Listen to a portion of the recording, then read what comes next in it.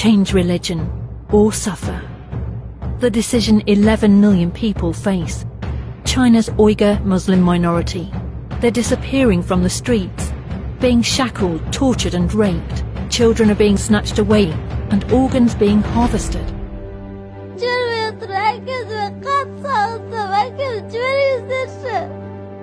Religious items are being considered extremist and are being banned. Many Uyghurs have no option but to flee for safety. The Chinese crackdown on Uyghurs and other Turkic people has only gotten worse. I'm going to break it down for you. You may have heard that China has detained millions of Uyghurs and other Turkic Muslims in torture-ridden concentration camps and prisons, where they are forced to denounce their religion and ethnic identity. Over a year ago, the UN claimed 1 million people were held in camps, but that number has risen. Uyghur activists now estimate at least 3 to 5 million people are held in camps. What you may not know is that this is all happening in an occupied nation called East Turkestan, or what China has renamed to as Xinjiang. In fact, Xinjiang means new colony.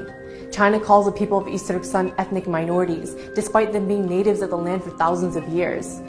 After occupying the land in 1949, China has been attempting to slowly wipe out the nation.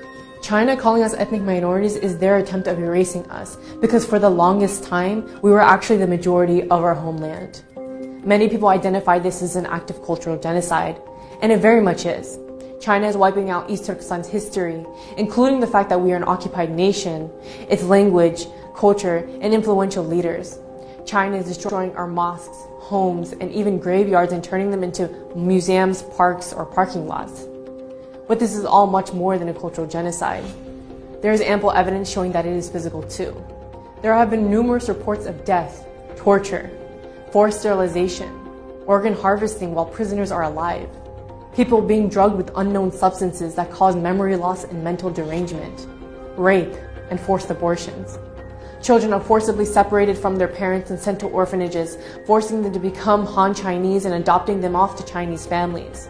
Thousands of Turkic detainees are being rounded up at night, put into trains, and sent to parts of mainland China to never be seen again. One former survivor of the camp system, Mehrigul Tursun, described how in her cell of 68 women, 9 women died during the 3 months she was detained. Now imagine, how many people would be dead if there are possibly more than 3 million Turkic people in camps and prisons? A cultural genocide can become a physical genocide when the former becomes too costly. History has shown us that we often act too late, once the atrocities have already fully taken place.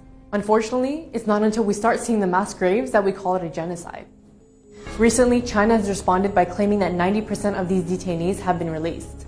But in reality, when they are released from these camps, they are transferred to prisons and sentenced to massive prison terms, anywhere from 10 to 15 years to life imprisonment.